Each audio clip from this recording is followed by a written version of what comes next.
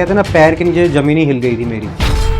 तो मैंने आनंद फानंद में फिर मेरे एक फ्रेंड है बॉम्बे में, डॉक्टर है, मैंने उनको फ़ोन किया तो उन्होंने कहा भैया समय मत बर्बाद कीजिए, आप तुरंत ही उनको हॉस्पिटल लेके जाइए। तब तक मुझे बिल्कुल भी इस चीज़ की कहते हैं ना कि भनक नहीं थी कि ये कितना जल्दी रिएक्ट कर देगा।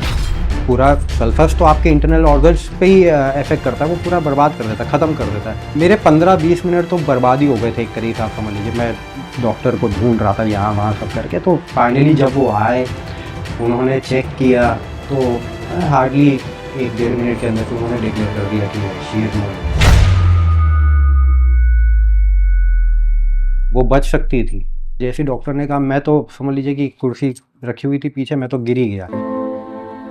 मेरे लिए तो कहते हैं ना कि जब आप शादी करते हो तो आपका एक अंग आपकी बीवी का हो जाता है, खाली आधा अंग आपका रहता है।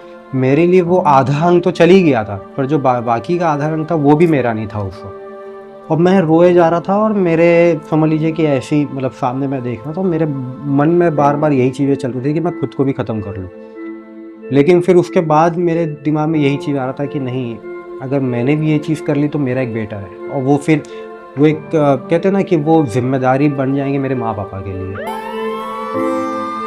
पुलिस वालों का आना मतलब वो नॉर्मल सा नहीं था, ठीक है, क्योंकि हम तो जानते थे कि सुसाइड किया था मेरी वाइफ ने।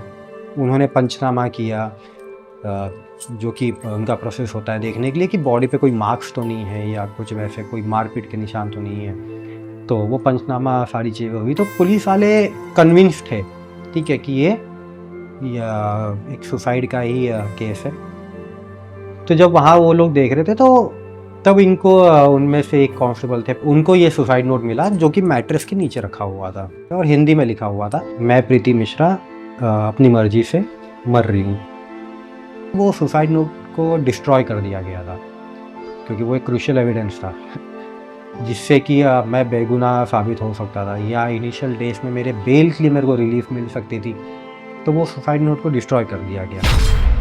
वहाँ भी बहुत सारी चीज़ें प्रशासन के तौर पे अगर मैं कहूँ तो बहुत हद तक गलत की गई है, ठीक है, और वो जो गलत हुई भी है उसमें बहुत बड़ी जो भूमिका है वो मेरे ससुराल वालों की भी थी, क्योंकि इन्होंने कहा था पोस्टमार्टम के लिए जाना है, ठीक है, पोस्टमार्टम के लिए ना ले जाके ये लेके गए थाना। इसके बाद फिर उन्होंने मेरे सास को बुलाया और उनसे पूछा आप बताइए आपको क्या करना है, और बाद में इन्होंने कहा कि हमें केस दाखिल करना है, हम केस रजिस्टर करेंगे एफआईआर करेंगे। मेरे को इस तरीके से लेके गए थे कि यार जैसे मैं कोई बहुत हार्डकोर क्रिमिनल हूँ। हथकड़ी लगी हुई थी, ठीक है, एक पुलिस वाला बाइक चला रहा था, एक पीछे बैठे हुए थे, वो हथकड़ी के साथ वो प्रॉपर चेन होती है ना जो बांधते हैं पुलिस वाले अपने कलाई में, तो वह उस तरीके से मेरे को लेके गए थे। मेरे को लॉकअप में डाल दिया गया, टाइम गुजरा, पूरी रात ऐसी निकल गई, बाहर क्या हो रहा है, क्या कार्रवाई की जा रही है मुझे कुछ नहीं पता। मैं तो ये सोच रहा था कि हो सकता है शायद मुझे अंदर डालने के बाद, मुझे लॉकअप में करने के बाद पोस्टमार्टम के लिए निकल गए हो ये लोग। क्राइम अगेंस्ट वुमेन होने की वजह से ना इसमें वारंट की ज़रूरत नहीं है पुलिस वालों को आपको अरेस्ट करने के लिए, बगैर वारंट के वो आपको गिरफ्तार कर सकते हैं। आपसे कुछ नहीं पूछा जाएगा, कोई सवाल जवाब नहीं होंगे, कोई इन्वेस्टिगेशन नहीं होगी, कोई पेपर वर्क नहीं किया जाएगा। आपको उठाएंगे, 2-4-6 दिन आपको थाने में रखा जाएगा, वहाँ आपके ऊपर अगर आप सेटलमेंट कर लेते हो, आउट ऑफ कोर्ट सेटलमेंट, जिसका अर्थ ये होता है कि ससुराल वाले ने डिमांड रखा कि हाँ भाई इतने पैसे चाहिए, आपने वो दे दिए तो आप बच गए। अगर आप वो चीज़ नहीं करते हो, या फिर अगर आपके ससुराल वाले इस जिद पे अड़े हुए कि नहीं हमको तो भैया इसकी ज़िंदगी ही तबाह करनी है, तहस नहस करनी है, तो फिर उसके बाद फिर यही चीज़ होगा कि आपको जेल भेज दिया जाएगा, आपका चालान होगा, आपका मेडिकल कराया जाएगा और आपको जेल भेज दिया होगा। धाराएं मेरे पे जो लगी हुई हैं वो है 498A, 304B, 3/4 dowry prohibition act. ये धाराएं लगी हैं मुझ पे, मेरी मम्मी पे और मेरे पिताजी पे। 304 भी बेसिकली डाउरी देता है। 304B में भी प्रोविज़न यह है कि अगर 7 साल से कम की शादी है, ठीक है, तो 304 भी लगती है, और अगर 7 इयर्स पूरे हो गए हैं, ठीक है, और फिर अगर डेथ होती है तो वो तब्दील हो जाता है, कन्वर्ट होता है 306 अबेटमेंट टू सुसाइड। अब मेरी शादी को ऑलमोस्ट 6 साल हो गए थे, 10 दिन बचे थे, 6 साल हो ही गए थे, तो इसलिए मेरे पे 304 भी लगाया गया। जब मजिस्ट्रेट के सामने मेरे को पेश किया गया तो उनके हाथ में था, वो करने के लिए चीज़ें कर सकते थे ना, वो मेरे से सवाल पूछ सकते थे। जितने सवालों के जवाब मैंने इन लोगों को दिए, मैं उससे ज़्यादा दे सकता था। मेरे को पूछा तो जाता, कुछ नहीं हुआ। हार्डली 1.5-2 मिनट खड़ा था मैं, मेरे से तो कोई बात भी नहीं की गई। फिर मेरे को ये पूछा गया कि मैं क्या करता हूँ, ठीक है, और मेरे को इसके अलावा मेरे से कुछ पूछा नहीं गया। वो डायरेक्ट उन्होंने साइन किया, 14 दिन के न्याय हिरासत में राहुल मिश्रा को भेज। जेल भेजा जाए ये सुन के पागल ही हो चुका था मैं, कि 2 रातें वहाँ तो जैसी तैसी मतलब बिताई हैं, ठीक है।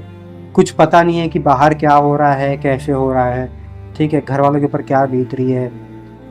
और अचानक में फिर ये सारी चीज़ें हो गई और उन्होंने मतलब एक फरमान ही दरअसल कहते हैं ना कि मतलब जारी कर दिया कि नहीं, अब आप जुडिशल कस्टडी में भेज सकते हो। जेल की लाइफ एक अंधेरी बंदिश थी, डर और बेइज्जती से भरी, और मैं भगवान से प्रार्थना करता हूँ कि किसी को भी 1 सेकंड जेल ना जाना पड़े झूठे केस में। उन 3 सालों ने मेरा दिमाग तोड़ दिया, मेरी रूह को कुचल दिया, और बेल मिलने के बाद भी लगता है मेरी जिंदगी के सबसे अच्छे साल उन काली दीवारों के पीछे छीन लिए गए। 6 महीने के बाद अगस्त में मेरे पापा सरेंडर हुए, और वो पहले इसलिए सरेंडर हुए क्योंकि उनको ये चीज़ पता थी कि उनको ज़्यादा टाइम अंदर बिताना नहीं पड़ेगा। 1 हफ्ते के अंदर ही पापा की बेल हो गई थी। 22 अक्टूबर 2019 को मेरी मम्मी जेल में हाजिर हुई है। तो मम्मी के साथ मेरा बेटा भी आया जो 3 साल का था उस वक्त। बेटे के जेल में आने का कारण ये था कि मतलब वो बाहर रहता किसके साथ, तो बेटा इसलिए वो पीरियड में मेरी मम्मी के साथ आया था। और एग्जैक्टली 2 महीने बाद 22 अक्टूबर 2019 को माता जी आई हैं मेरी जेल में, और 22 दिसंबर 2019 को मेरी मम्मी छूटी हैं। जब तक मम्मी पापा की बेल नहीं होती मेरा बेल अप्लाई नहीं किया जा सकता था, क्योंकि मैं नेगेटिव था। कौन बेटा होगा ऐसा जो अपने जीते जी ये चीज़ देखेगा कि उसके माँ बाप जेल आ गए। सब लोगों को कहते हुए सुना है मैंने बाहर की दुनिया में, हाँ, कि हमने कुछ नहीं किया तो हमारे साथ कुछ नहीं होगा। जेल में उल्टा कहा जाता है, जेल में ये कहा जाता है हमने कुछ नहीं किया ना तो हमारी ही साथ सब होगा, और वो रियलिटी है। मैंने कितनों को देखा है 302 के केस में, मर्डर के केसेस में 4 महीने में, 4.5-5 महीने में छूट जाते हैं, और 304 भी में 3 साल, फिर भी एक बहुत लंबा ड्यूरेशन था।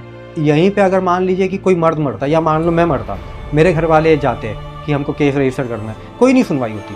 और ये हकीकत है, ये रियलिटी है इंडियन जुडिशल सिस्टम की, कि मर्दों की सुनवाई कहीं नहीं होती है। ये मैं बहुत बहुत बेहतर तरीके से समझ चुका हूँ,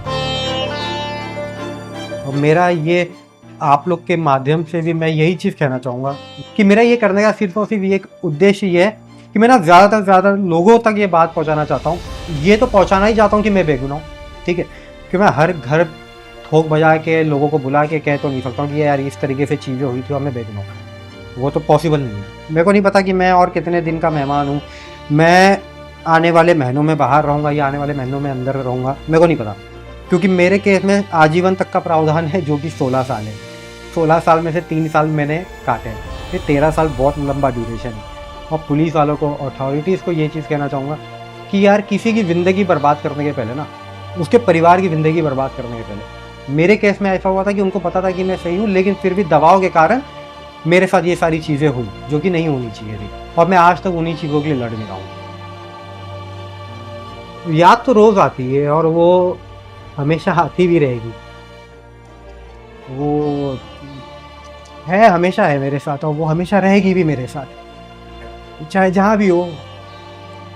मालिक से मैं यही हमेशा प्रार्थना करूँगा कि जैसे इस ज़िंदगी में मेरे को उन्होंने दिया था ना, मेरी तो औकात भी नहीं थी कि मेरे को उसके तक बीवी मिल जाए, उसकी तरह बीवी मिल जाए। मैं तो यही मालिक से प्रार्थना करता हूँ कि जो परिवार मेरे को मिला है, मेरे भाई भाभी, मेरे माँ बाप, मेरी बीवी जैसे मिली, यही मेरे को मिले। अगर कुछ अच्छे कर्म किए हो तो 84 लाख योनियों के बाद जब वापस मनुष्य का जीवन मिले, तो अगर देना हो तो इसी को दे दो, क्योंकि बहुत सी चीज़ें अधूरी रह गई हैं जो उसके साथ बिताने की मैंने सोची थी, वो मैं बिताना चाहता हूँ।